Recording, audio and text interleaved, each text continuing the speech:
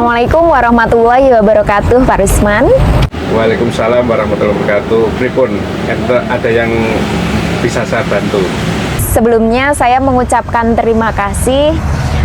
Saya diberi kesempatan untuk bisa berdiskusi dengan Pak Rusman untuk saya bisa memenuhi dalam mengerjakan tugas calon guru penggerak. Sama-sama, semoga nanti apa yang saya sampaikan bisa bermanfaat buat kita semua. Tentunya selama Bapak Rusman menjadi kepala sekolah itu pasti ada kasus-kasus atau permasalahan-permasalahan yang ada di sekolah. Nah, selama ini bagaimana Bapak mengidentifikasi kasus-kasus yang merupakan dilema etika atau bujukan moral? Terima kasih. Ketika saya menjadi seorang kepala sekolah atau yang memimpin sekolah, tentunya banyak sekali kasus-kasus yang saya hadapi, baik itu berupa bujukan moral ataupun dilema etika. Nah, ini dalam menentukan kedua hal ini tentunya ada prinsip-prinsip yang harus kita laksanakan. Kalau di CGP dulu saya itu ada 9 langkah pengambilan keputusan, tetapi di dalam lapangan kalau menerapkan kesembilannya itu kok agak lama. Saya punya 2 hal untuk mengidentifikasi apa itu dilema etika ataupun bujukan moral itu secara cepat. Salah satunya yaitu dengan hal tersebut bertentangan tidak dengan regulasi yang ada atau bertentangan dengan hukum yang berlaku. Ketika itu sudah teridentifikasi melanggar hukum, berarti itu merupakan bujukan moral. Yang kedua, kita dengan uji publik. Ketika kita uji publik tentang suatu kegiatan dan hal tersebut ketika dimunculkan di publik ternyata kok kita malu dan sebagainya, itu tentunya juga menjurus pada hal-hal yang cenderung ke bujukan moral. Tetapi ketika kita sampaikan di publik kok tidak malu dan malah kita justru cenderung bangga dan sebagainya, itu insya Allah itu tidak merupakan bujukan moral, bisa saja itu masuk ke dilema etika. Nah, itu salah satu pengambilan keputusan yang cepat. Tetapi kalau dari 2 hal tersebut belum bisa memutuskan suatu hal apa itu bujukan moral ataupun dilema etika, kita lanjutkan dengan langkah-langkah selanjutnya. Begitu. Kemudian bagaimana Bapak menjalankan pengambilan keputusan di sekolah Bapak, terutama untuk kasus-kasus di mana ada 2 kepentingan yang sama-sama benar atau sama-sama mengandung nilai kebajikan? Ya, ini tentunya kalau ada hal yang 2 hal yang sama-sama benar atau biasa kita sebut dengan dilema etika, tentunya dalam menentukan keputusan itu memang kita agak kesulitan. Untuk itu dalam menjalankan itu kita biasanya berkoordinasi dengan stakeholder yang ada di sekolah. Kalau itu kaitannya dengan siswa, dengan guru, itu nanti kita hadirkan guru dan siswa, ataupun siswa dengan masyarakat, ataupun sebaliknya guru dengan masyarakat, ataupun bahkan dengan kepala sekolah. Ketika ada masalah seperti itu, kita bicara bersama, kita selesaikan bersama, sehingga nanti semua hal-hal yang baik ini bisa diputuskan dengan lebih bijaksana, tidak dari satu sisi, tapi tidak ada yang dirugikan, gitu. Langkah-langkah atau prosedur seperti apa yang biasa Bapak lakukan selama ini? Dalam menentukan dilema etika ataupun bujukan moral ketika terjadi di sekolah, langkah yang saya laksanakan, pertama kita membentuk tim kecil dulu. Umpama ada di sekolah ada anak yang tidak masuk beberapa kali dan terindikasi anak tersebut tidak naik kelas, seperti itu kita identifikasikan bersama dengan tim kecil. Setelah itu nanti kita di rapat umum dengan Bapak Ibu guru yang lain, apakah karena anak ini sebenarnya dari satu sisi dia punya potensi yang bagus, tetapi di sisi lain ada nilai yang ataupun perilaku yang tidak memenuhi syarat untuk naik kelas. Nah, ini merupakan dilema etika. Ketika anak ini tidak naik kelas padahal dia punya potensi lain yang bagus, itu suatu hal yang akan memutuskan itu begitu agak sulit. Untuk itu langkah saya pertama, kita membentuk tim kecil. Setelah dibicarakan dengan tim kecil, kita rapatkan dengan Bapak Ibu ataupun wali kelas, kita putuskan bersama.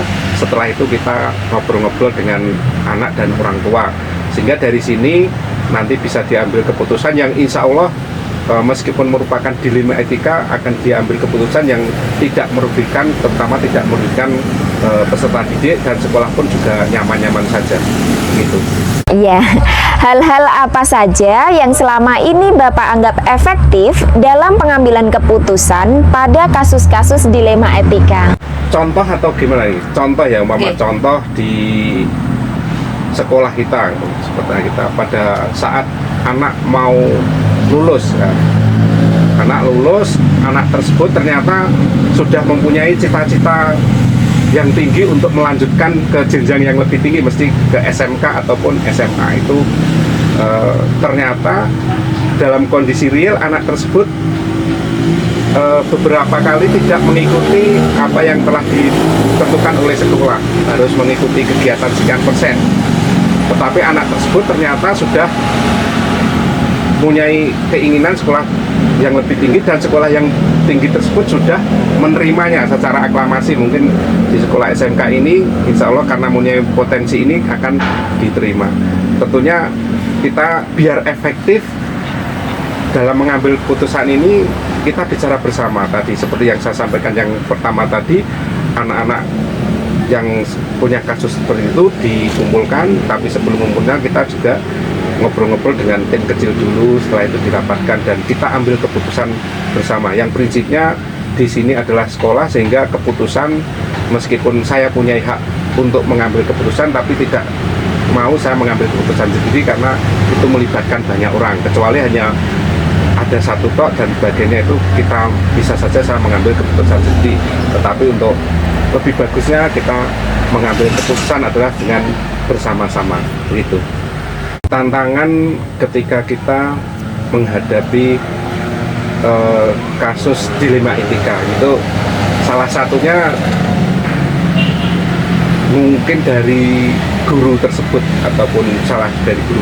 Kan sifat guru itu kan berbeda-beda, kadang yang mempunyai kecenderungan idealis yang tinggi, ada guru yang biasa-biasa saja, bahkan guru yang manut saja seperti itu. Nah, ini tantangan saya ketika bagaimana saya memutuskan suatu hal yang baik, tetapi ada guru yang delalah bersangkutan itu mempunyai idealis, tidak mau memutuskan, dan karena dia merasa dirugikan atau bagaimana tidak cocok dengan keputusan. Padahal kalau setelah diidentifikasi bahwa hal tersebut merupakan dilema etika, dan itu jelas tidak melanggar peraturan atau perundang-undangan, sehingga tidak membuat anak tersebut melakukan hal yang pelanggaran hukum.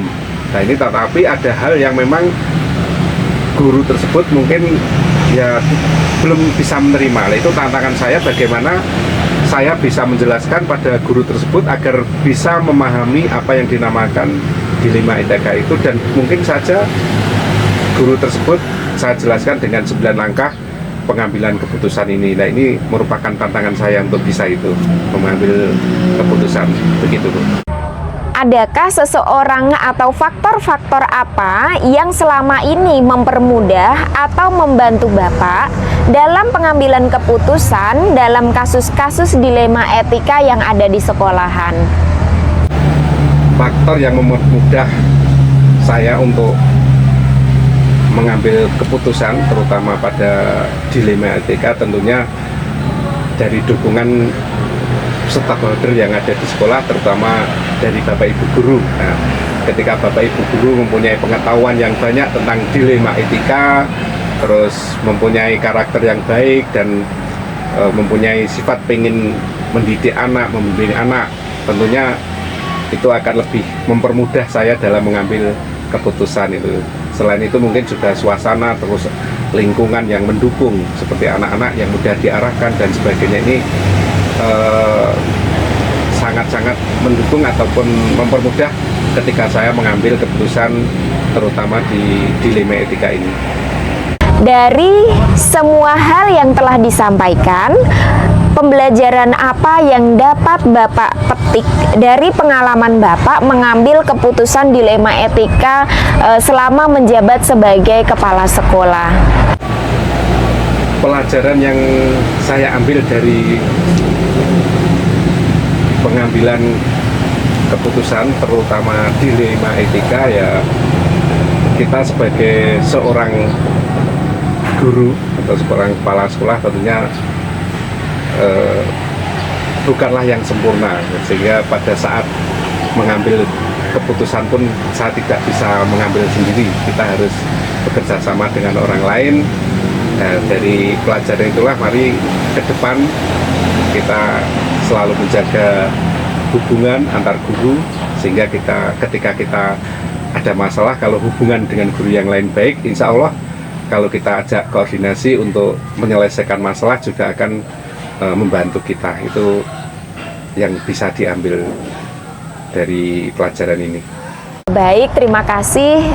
Saya kira sudah cukup untuk diskusi kita hari ini. Terima kasih sudah membantu saya dalam menyelesaikan tugas saya, dan mohon maaf sudah menyita waktu Bapak. Sama-sama, selamat siang. Assalamualaikum warahmatullahi wabarakatuh. Selamat pagi, Pak Pram. Selamat pagi, Bu Wi. Sebelumnya terima kasih, saya meminta waktu Pak Pram untuk wawancara tentang dilema etika untuk memenuhi tugas calon guru penggerak saya di modul dilema etika. Dilema etika berarti modul 3.1 ya? Pak Pram menjadi kepala sekolah sudah berapa tahun? Hampir 2 tahun. Hampir 2 Iya, tahun. jadi sekitar 1,5 tahun. Baik, sudah lumayan. Pasti ada banyak sekali dilema atau permasalahan-permasalahan yang terjadi di sekolah Bapak.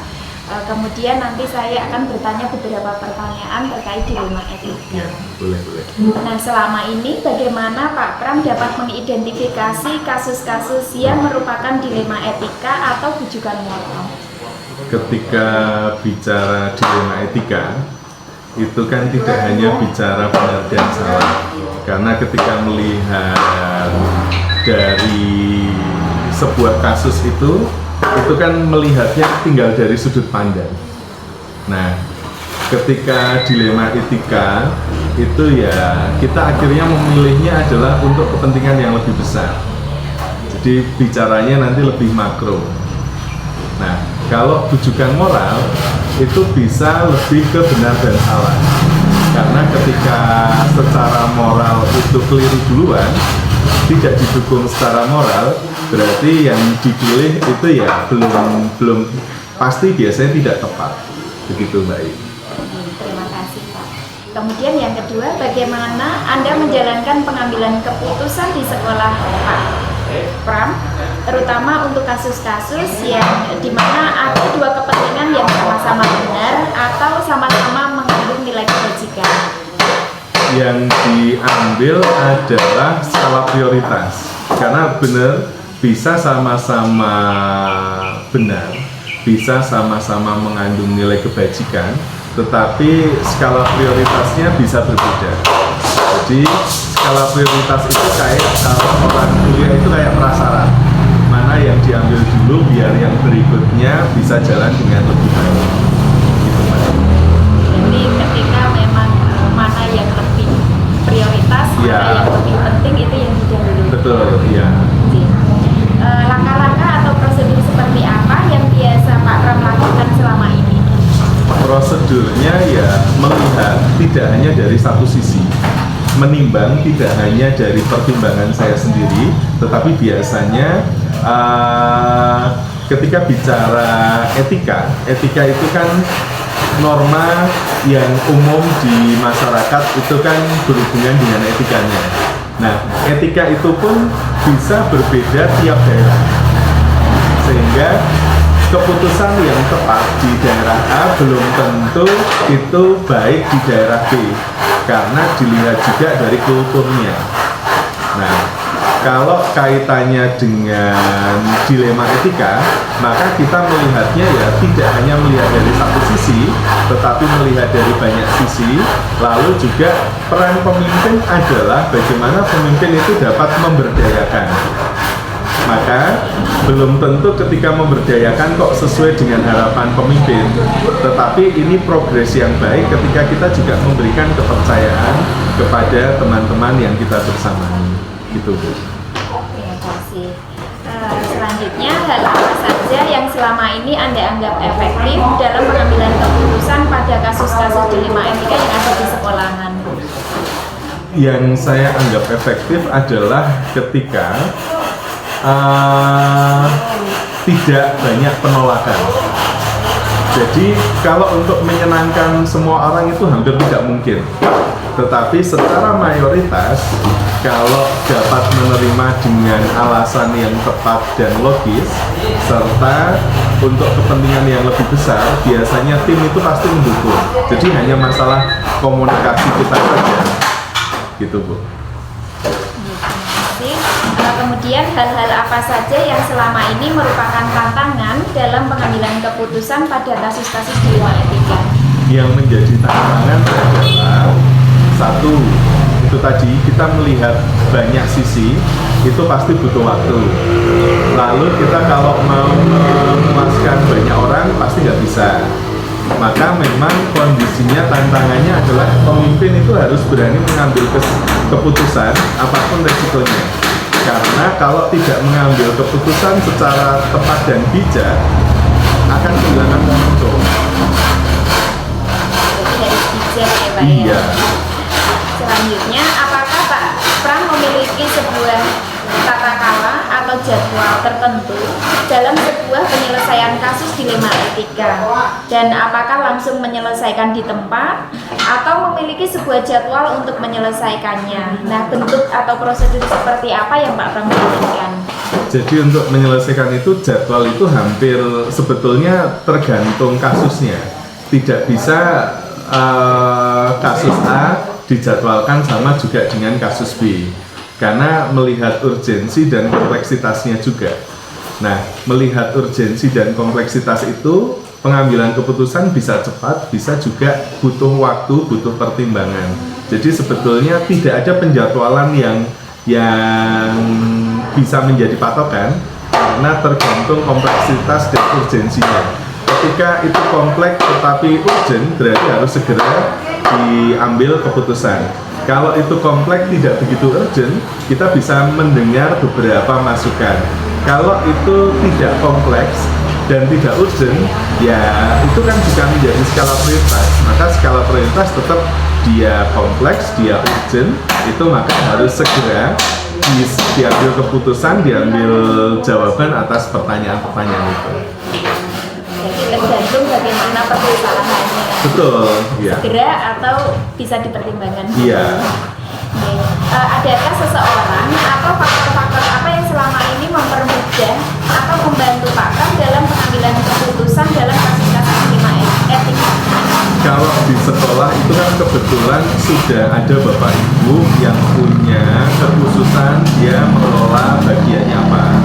Contoh wakil kepala sekolah, kesiswaan, bendahara, lalu pramuka, itu kan sudah ada teman-teman yang dia concern di situ. Bagaimana kita bisa mendengar dari sisi mereka, dari sisi Bapak Ibu itu, lalu juga mengambil pelajaran dari sisi orang yang memandang di luar itu, sehingga kita punya sisi yang benar-benar utuh, balance antara pelaku dan yang memandang saja, gitu. Jadi salah satunya memberikan kepercayaan Iya. kepada Bapak Ibu guru yang memahami Iya, betul. jelas sekali ya Pak. Nah, dari semua hal yang telah disampaikan, pembelajaran yang dapat Pak Pram petik dari pengalaman Bapak ketika mengambil keputusan dilema etika itu apa Pak? Pelajarannya adalah kita sebagai pemimpin, saya sebagai pemimpin, tugasnya adalah memberdayakan teman-teman yang kita pimpin. Kalau pemimpin kok masih ngurusi hal-hal yang remeh-temeh, itu berarti gagal menjadi pemimpin. Nah, dilema etika itu akan sangat mudah diselesaikan ketika yang menyelesaikannya adalah orang-orang yang punya kompetensi dan waktu khusus, perhatian khusus untuk menyelesaikan itu. Nah, pemimpin itu tinggal mendengar orang-orang yang memang sudah concern di situ, lalu tinggal mengambil sudut pandang dari orang lain yang tidak terlibat di situ, lalu menggabungkan informasi, nanti bisa menjadi sebuah keputusan yang tepat. Karena kalau memandang dan melihat hanya dari satu sisi atau mendengar dari satu orang saja, itu kan informasi yang didapatkan pasti tidak utuh. Tetapi kalau pemimpin itu bisa mendengarkan dan melihat dari banyak sisi, nanti keputusan dilema etika itu bisa lebih utuh menyelesaikannya. Begitu Bu. Istimewa sekali ya, kepemimpinan panjenengan ternyata sangat bijak sekali dan matang menurut saya. Ini dari wawancara ini saya sudah cukup jelas memahami apa yang sudah Pak Pram sampaikan. Saya mengucapkan banyak terima kasih dan sekali lagi saya mohon maaf ini mengganggu waktunya Pak Pram. Terima kasih banyak Bu I, semoga tugas-tugasnya lancar, nanti segera menyandang predikat guru-guruan. Terima kasih. Terima kasih. Ya.